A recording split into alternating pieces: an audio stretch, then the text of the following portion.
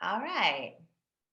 Hi, Michelle. How are you? Good. Hi, Belinda. Thanks for having me. Thank you so much for agreeing to be interviewed. I'm so excited for this interview, mostly because we're going to be talking about something that no one really ever talks about.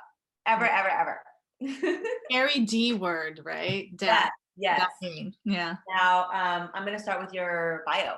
hmm All right. Michelle Mondia is that how you pronounce your last name, by the way? Mondia, Mondia.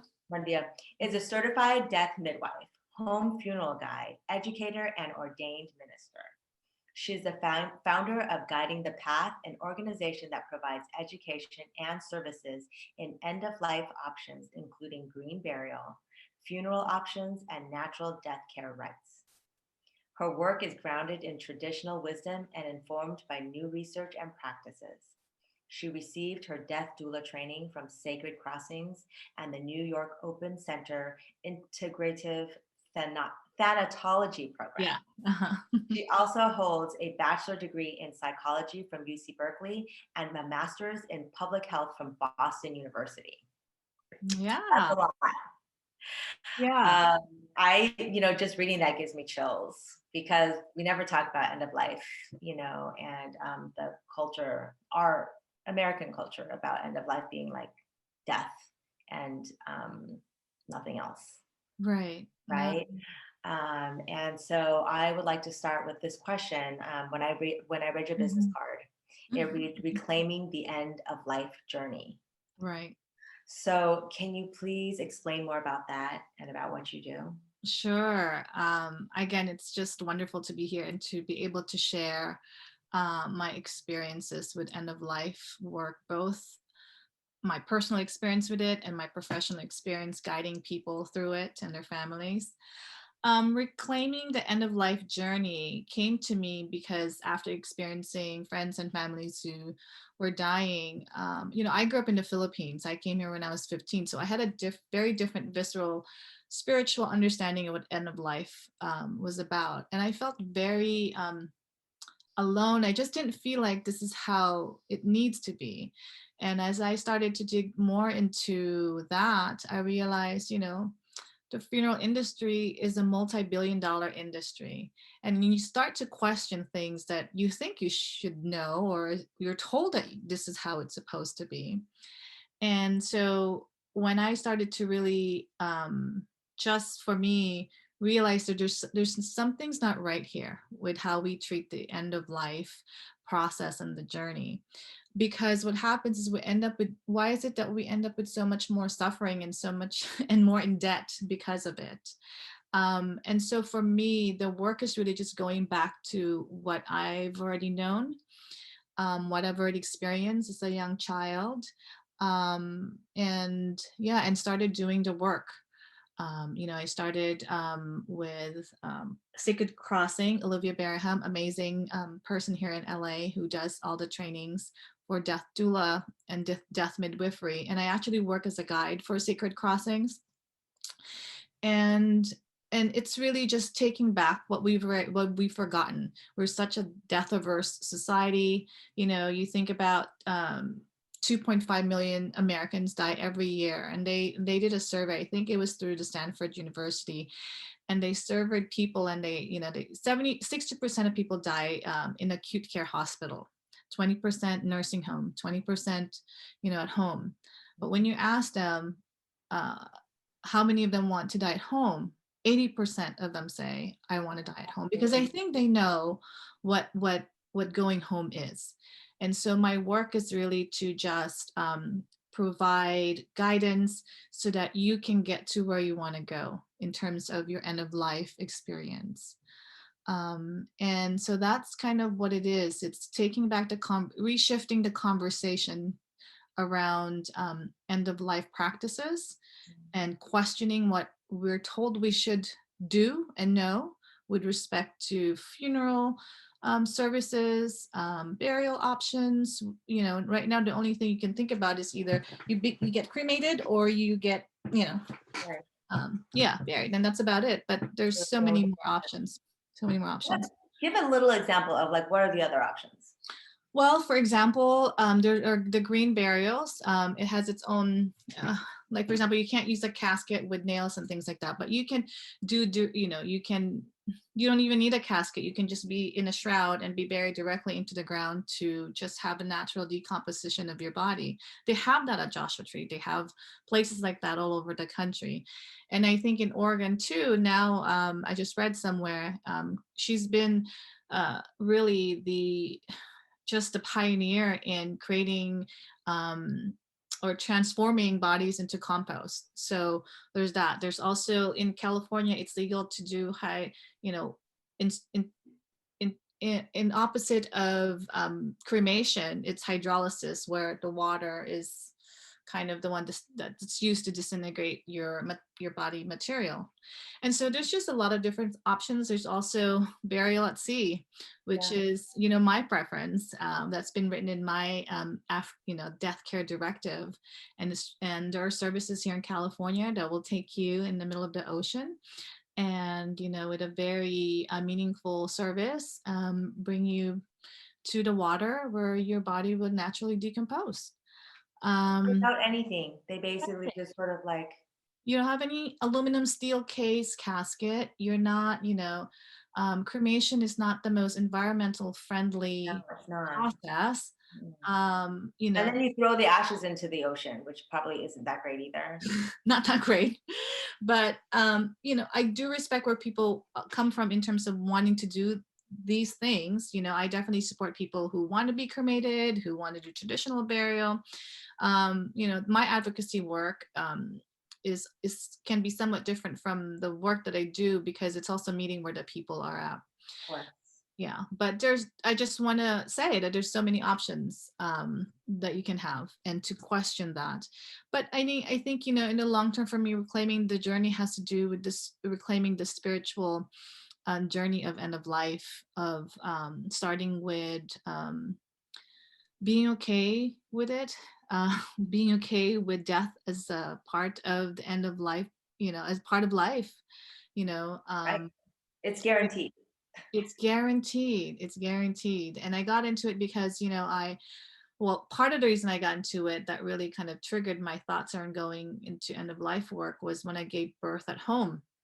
And again, home birth is about questioning also, do I really need to go to the hospital? Or you're just questioning the whole process. And when you do, I had an amazing experience at home. Obviously, that's not for everyone, but for me, that made me think about, well, what about at the end of the line, at the end of the spectrum, the end of life, can we also have the same meaningful experience and journey? And we really can. And I think the death midwifery, death doula work has been gaining a lot of momentum, because people are looking for alternative ways, traditional from your typical uh, burial funeral services. And so I think it's an exciting work to be in. I definitely think so too. And I recall, Lily Poe magazine Yeah, yeah, is yeah. commonly handed out in Waldorf schools, and one of their features was palliative care. Mm-hmm. And it talked about, oh man, the things that they described in palliative care, how reverential it could be. Mm-hmm. I was like, wow, this is really beautiful. And there's Mm-hmm. not enough literature on that commonly, put out in media to talk about what we could be doing better instead of sending our old people into homes, Mm-hmm. Mm-hmm. because I kind of feel like sometimes it's hard when you have a parent that probably needs like 24-hour care. So it's like Mm-hmm. easier to put them into a home where they can Mm-hmm. be cared for 24 hours. But it's a little bit of a crapshoot, and you don't know if, they're going to get the care that they need. Sure. Yeah. And so it's just sort of, I know that I think the Lilipo article was talking about how like senior living homes could Yeah. be better about that and educate their staff a little bit more about, Yeah. having respect for these elderly and, Yeah.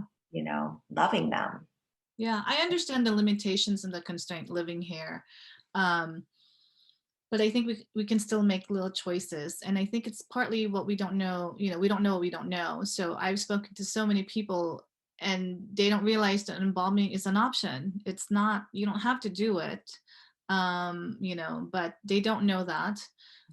They don't know certain practices, such as you can keep your loved ones at home. How different would our experience be if we have the option, let's say if they're in hospice, they're at home, that when they do pass, that you don't necessarily have to pick up the phone and call the coroner's office to have them picked up, but you can instead hold them, wash their body, anoint them, say prayers, and do any religious practices that you deem is important to you or that person. Talk to them. We forgot how to do vigiling. We used to really vigil, sit bedside next to people who are dying, and give the people and their family the opportunity to say goodbyes, as opposed to they're whisked away and the next time you see them, they're beautified, they're in a casket, and you only have a certain amount of hours to really make peace with that. And so this is really slowing down the process so that we can absorb the loss in our own space and pace.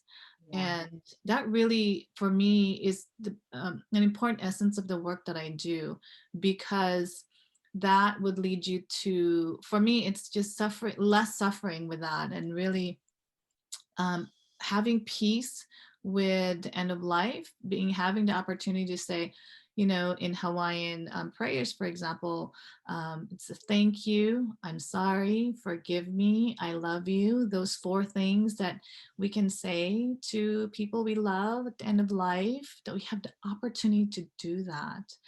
And that's, it's the family has a right to their loved ones' bodies. That's the one thing we forgot. Sovereignty. You mentioned that word sovereignty before.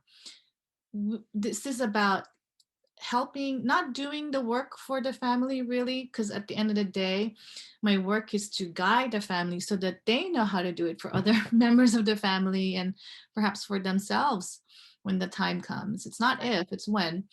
And so it's just been such a blessing to be able to be there with families and to be a witness when they are able to just breathe, and slow down, and feel the loss that they're feeling, and yeah, it's and be in community. And that's one thing, death, the experience of death and dying here has been so solitary, Yes. Yes. and that can be painful, but I do understand the limitations that we have sometimes, where you're working, you have young kids, and your parents need to be in a nursing home. I get it, you know and we can still honor the end of life wherever you are. Yes. Nursing home, hospitals. I mean, I've attended hospitals end of life rituals where, you know where we can still do little things. And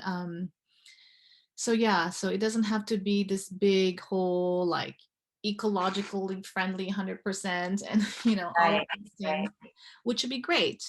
But Baby steps. there's some baby steps, and there's so many options, so many Yeah, options. I would imagine that if you're at if like if I think back to when my grandmother was at a nursing home, and you would know when they're about to pass, and to just consciously spend more time. Mm-hmm. You don't have to have your 24-hour care with them in the home if that's cost prohibitive or time or space prohibitive. But if you have them at somewhere where you feel they feel safe, but you also know when they're going to pass, and to take that Mm-hmm. time to really guide them through that process, Mm-hmm. of sharing the Hawaiian prayer with them and being Yeah, at the bedside and having peace with that. um, I think that would just sort of rewrite the narrative, and then we wouldn't pass the old narrative down to our children mm, because they will have yeah, had that experience. absolutely. And you talk about cost prohibitive. I mean, the average cost of typical burial is $10,000, right? From casket to funeral services and everything, where it can cost nothing if the family takes care of you, and yeah, I think that's a big draw for me too, is we don't have to outsource the end of our life also, that And you mentioned something that triggered me. It's going back to how we know things that we've forgotten.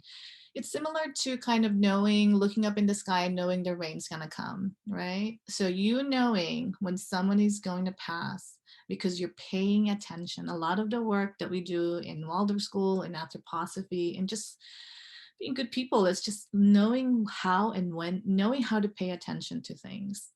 And when you have that, so many, you will learn so many lessons, right? Listening. And yeah, and so when knowing, for example, teaching the family the breathing, the physical changes, the different elements that come into play that are changing when someone is at the end of life, and how sometimes you realize or you experience that they pass or they die when no one's there, right? When people have stepped away and they're like, she died when, because if you are that person, I mean, wouldn't you rather be surrounded by people who, if you have that, or, at home, being cared for, being sung to, being massaged, being told, I forgive you, I'm sorry, I love you, all of these things. It's also providing a better way of transitioning for the person.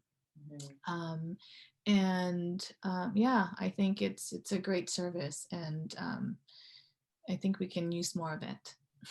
Yeah, and I want to mention, how you helped me when my Mhm. mother passed, Mm. because it was actually sudden, right? And I wasn't even there.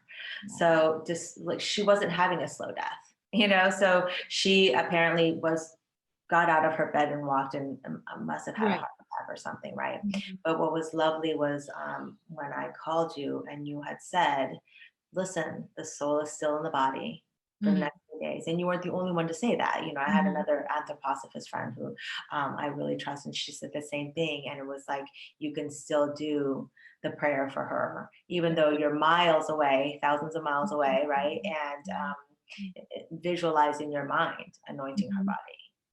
Yeah.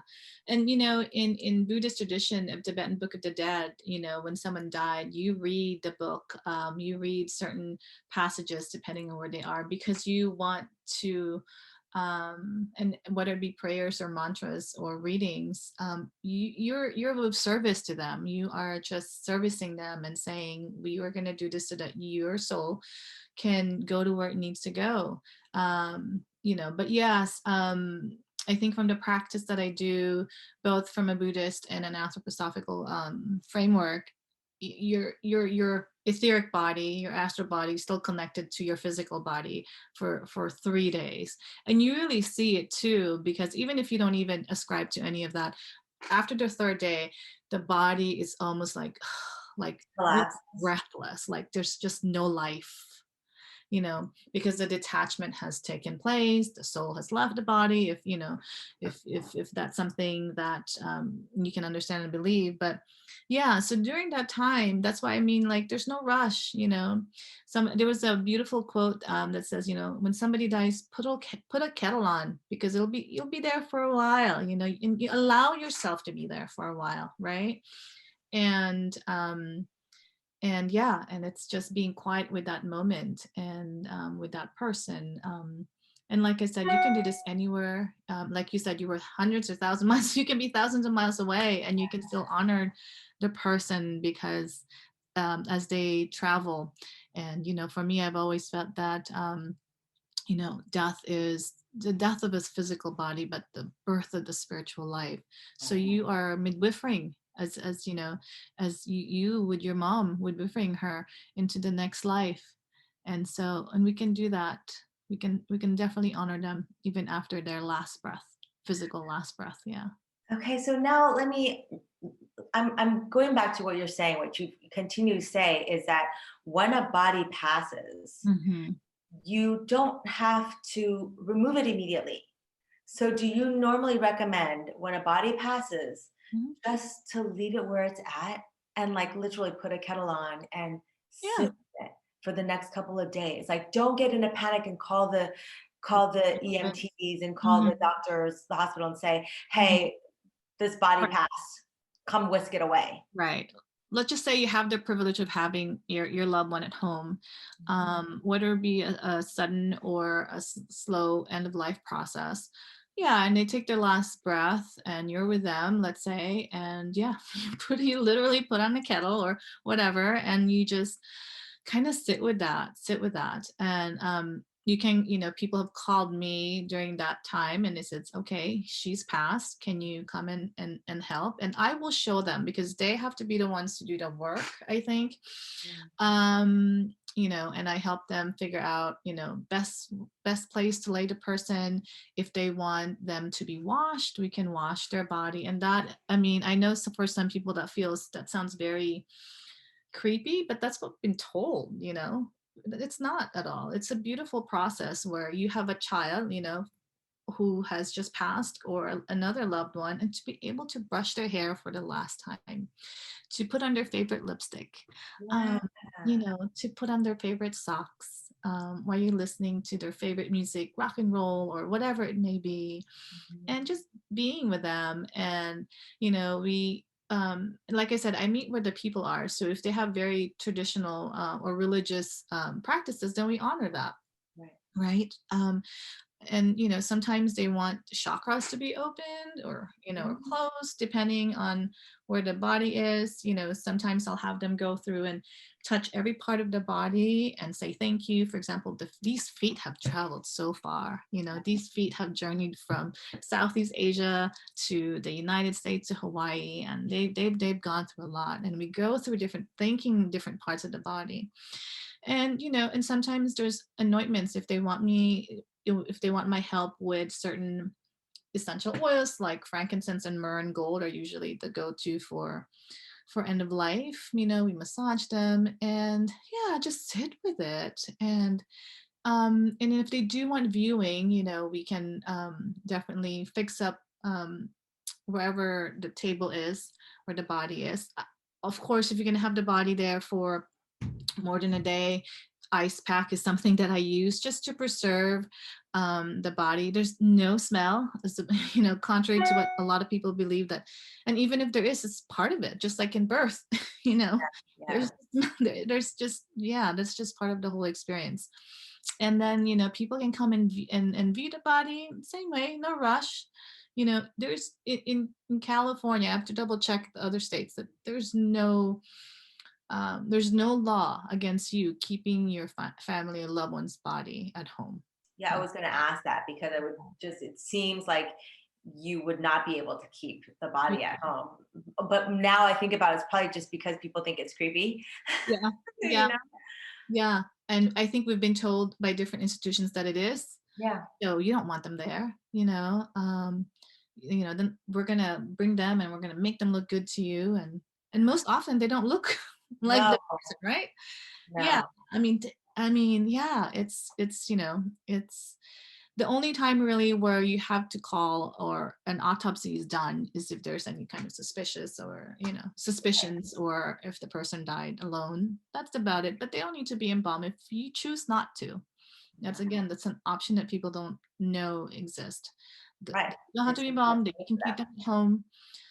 Yeah, especially for because I deal with pediatric end of life children who've passed, and so it's gosh, as parents, Belinda, it's just hard. It's a heartbreaking experience. I think my heart breaks every single time, and it takes me a while to put the pieces back when it's a child who's died. And naturally, the parents want to keep their children at home, and they do, and that's been a big, I think, healing process for the parents Yeah. to care for their child, especially when it's a child who's had an illness their whole life. And they would say, we've taken care of them all their life, why would we outsource them at the end of their life? Right. And so just to know that that's okay to do, giving people permission and just letting them know that, yeah, there's no need to rush. So No. yeah, put the kettle on and Yeah. dance and be with them. And the various rituals that you just shared, I mean, Mm, makes me feel joyful just hearing about them. mm, Having those options makes the process of dying more joyful. than sadness. Of course, Yeah. there's going to be sadness there because there's parting, but joy also because you've given them permission to leave with respect and dignity, Mm, which is absolutely. Yeah, it is definitely a show of respect. That's a good, yeah, yeah. No one has ever said it to me that way, but that's definitely a show of respect for the body.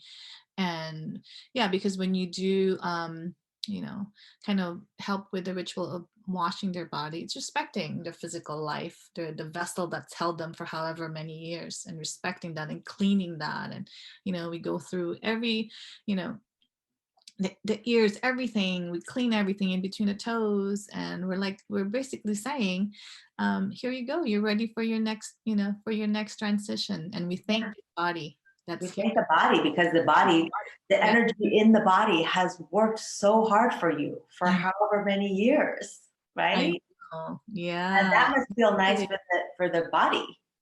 I know. Yeah. To thank the hands that work so much, to thank the hips that dance throughout their life, or whatever it may be. But just definitely what you just said is respecting that.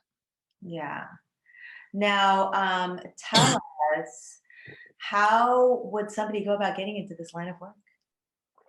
Um, First of all, know that you have the innate knowledge of doing this.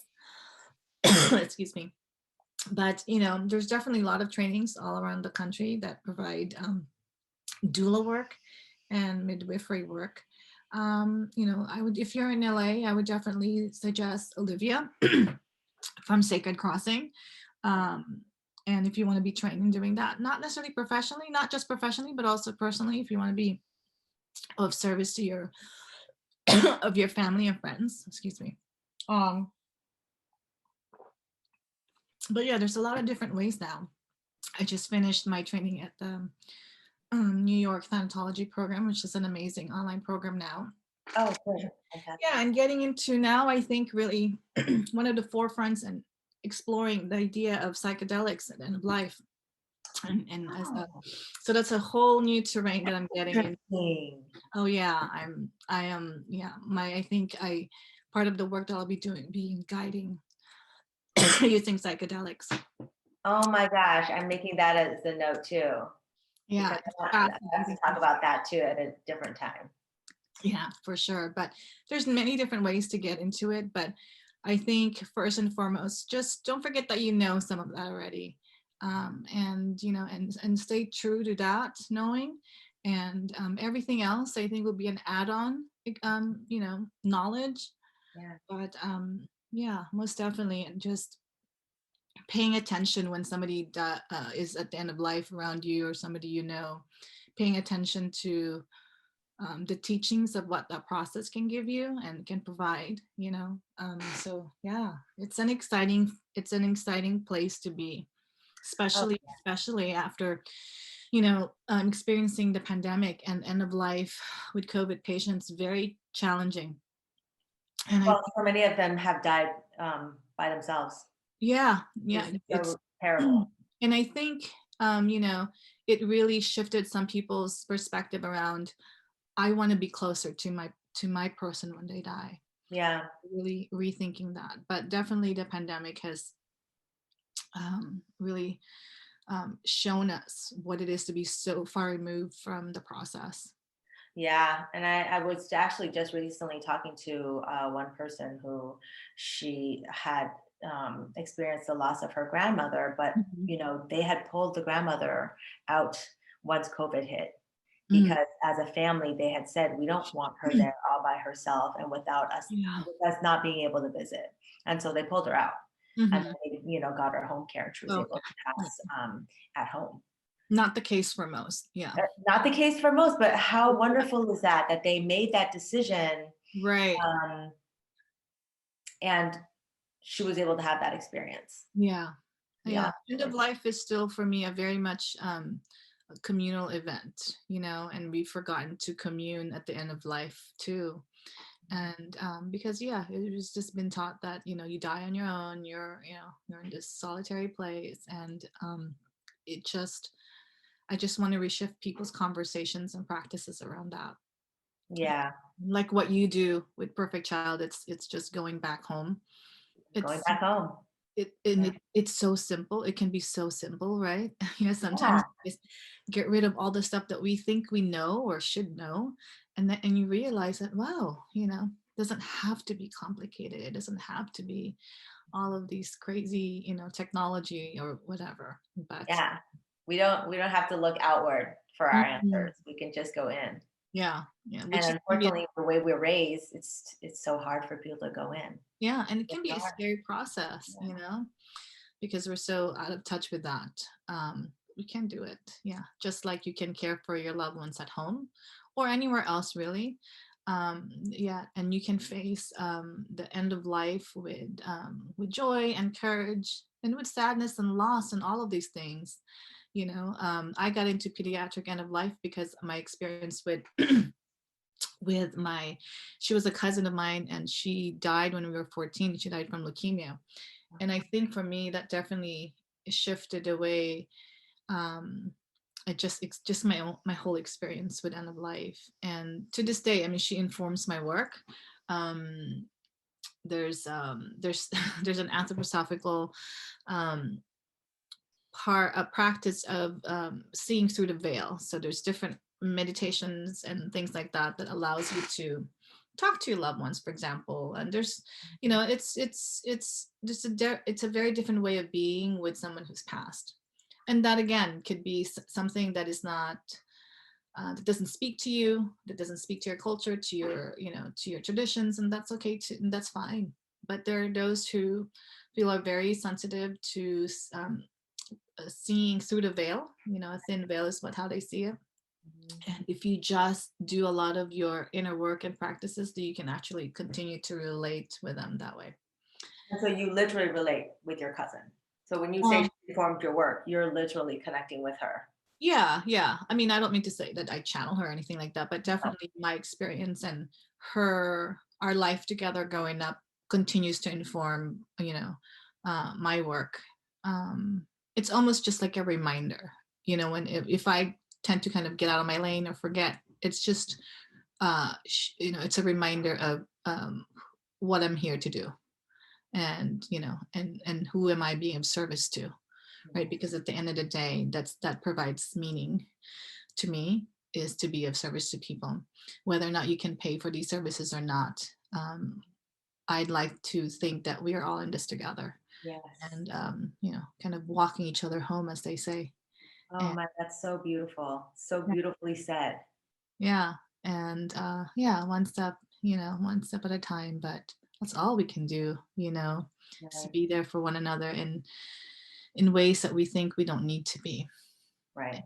And yeah, and so it's a like I said, it's a very fulfilling and loving work. I know for some, death doula and death midwifery feels very just creepy. It's a Oh, beautiful place to be in, to see the birth of someone's spiritual life, yes. to be a witness to that, to assist in that, to help the family with another birth, the death of their physical life, yes, of course, the pain that comes with that, but also the birth of the spiritual life is, you know it's an amazing, and I'm honored to be called when I am, to be of service. Yeah. Yeah, and for me, as the doula work, is definitely very fulfilling, but there's also part of being, difference between doula and midwife is that as a midwife, if you imagine at birth too, a doula sits by the mom or the person, in the family, you just giving them emotional, spiritual support, Right. versus the midwife can really do a lot of the paperwork as well. So sometimes I've known midwives who are very skilled, and they choose to just work with helping people with their advanced care directive and death care directive, for example, because Okay. that's also a big missing part in our culture of not taking care of these things because we're afraid, right? But I mean, just the service that you provide for the family at the end of life, when you have everything together, that's one of the biggest gifts you can give to your family, to know where everything is and where everything goes and what you need to have done. Because the family is already dealing with the emotional, um, pain of losing this person, and they don't want to be hindered by all of the logistical stuff, so for us, creating death files is one of the things that we do as midwives, to helping people who are, even, it's so funny because I think the pandemic brought younger people in their 20s to call on us to say, hey, can you help prepare my an end of life for me or for my parents? And these are renewable. It's not something that's like, um, that you can't change. You can renew them every single time you feel like you need to renew information, but just to have something, like, I know where things are when something happens to my mom. But the thing is that it's an opening to a conversation with your family around conscious dying and end of life, which we don't want to talk about, it's Right. an We're opportunity. not used to talking about, but it's fine to I know. start it, Yeah. right? And so it's a kind of an easier way to get into that conversation with your parents or loved ones when you start up with, hey, let's just look at your healthcare directive. Who is your doctor? Blah, blah, blah, blah. And then you can ease into the conversation around, end of life. What's your spiritual take, mom, on, what you want to happen to your body? You'll be surprised at how many people's like, I didn't know that about my parents. I didn't know that about my aunt, my uncle. Now we know because it starts the conversation. And But so, also imagine that that would be a relief for mhm, the elderly person. mhm, Because as an elderly person who's gone through life, regular, we don't know mhm. anything about anything. And you get to the end of life and you're just like, what am I supposed to do? Oh And yeah, how are we supposed to approach this? And what about this? And I know that, like, my mom towards the end of her life, she was like, well, these are where my files are, and this is blah, blah, blah. And they're going through all that. But if you would bring somebody in, yeah. kind of manage all that, that's a relief. Oh yeah, that's I want to say, after the pandemic, or even, I mean, we're still going through it really, but that was surprisingly increased in the services that I provided, helping people gather all this so that they have a peace of mind that they know where things are. Not only that, but also, I didn't know that you needed certain things, um, and it just gives them an opportunity to have all of that in place. And because you're right, you're going to scramble, you know I don't know where anything and everything is. I don't know who, and even to the point of, who do you even are there people you don't want to be your body? Is there a particular kind of music or clothing you want to wear? And yeah, I've seen 100% more than anything, it brings people closer together when they have these conversations. And that's what we want, is to have meaning, our relationships and the people we love, be there, and yeah, and Care. mhm. Yeah. So yeah, there's just a gamut of services, I think, that falls under death midwives, with the death doula primarily at bedside, providing emotional and spiritual support. It's an amazing service as well. And yeah, and we can arrange for, home funeral services, whether it be home funeral or with somebody else. So like, most often people like, I don't even know who to call. What do I do? Right. So just having a path that you can choose to take or not, but just knowing that there are steps that you can take now is helpful. Yeah, Yeah. definitely a relief.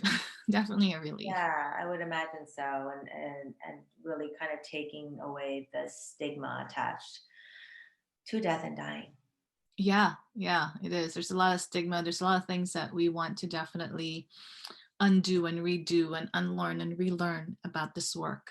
And that's, I think, is an exciting part for me too, in addition to just being of service to people. And yeah, and just, yeah, like I said, I get to walk you home, and that's an amazing, with all the other people, it's an Right. amazing place to be. It's an honor, Yeah. really, Yeah. really is an honor. Yeah. Yes. Thank you so much. I mean, I just feel like you walk around more knowledgeable than most because you are a death doula, because you know the process of dying. You've walked through it so many times Mhm. that it's not fearful. No, No, no. it's You live it's a when glorious this thing. work forces you to live. So this is not about end of life work. This is about living Yeah. life work, really. So yeah, it's been, yeah. And thank you for, allowing me the opportunity to share the work that I do with your audience, and hopefully giving them more to think about for themselves, and yeah, and to know that there are things beyond what they think they know, what we know. And there's more to know. Absolutely. It's a mystery. And Always more. yeah, as Olivia said, we bow to the mystery, and that's what we do. Every end of life, every death is different for me too. So Yeah. I go in there with my ego checked at the door and just receive what comes at me, and be there. Yeah. I'm sure a lot of knowledge comes with that. Yeah. A lot of new knowledge. Oh yeah. Yeah. Yeah. Not, yeah. Not, no death is the same for me. Yeah. And so yeah, and you're more than welcome to share my email to your audience. Yes. It's What is it? MMONDIA. It's mondia@gmail.com. If they have any questions at all, I would be more than happy to answer any questions they have, lead them to resource, talk to them, and just have a conversation about this, because that's part of my work, is to have more conversations with people around it. So, and my website will be up and running soon, Yay! Can't wait. guidingthepath.com. Thank you, Belinda, for your encouragement. I know I'm not very tech savvy and I avoid all those things, but it'll come. Yeah, I'm It'll still come not with on time. Instagram. I don't have an Instagram account. I barely check Facebook, so I don't really engage with social media that much. So email and phone call would be just fine. Perfect. That sounds perfect to me. Thanks, Michelle. Thank you so much. Is there anything else you wanted to add before we end our interview today? No, just thank you, and just keep an open heart to what end of life process and the journey can bring. And yeah, that's it. Thank you for having me. Thank you. Thank you so much. I Thank hope to see you soon. you too. Yeah, thanks. Bye. Bye.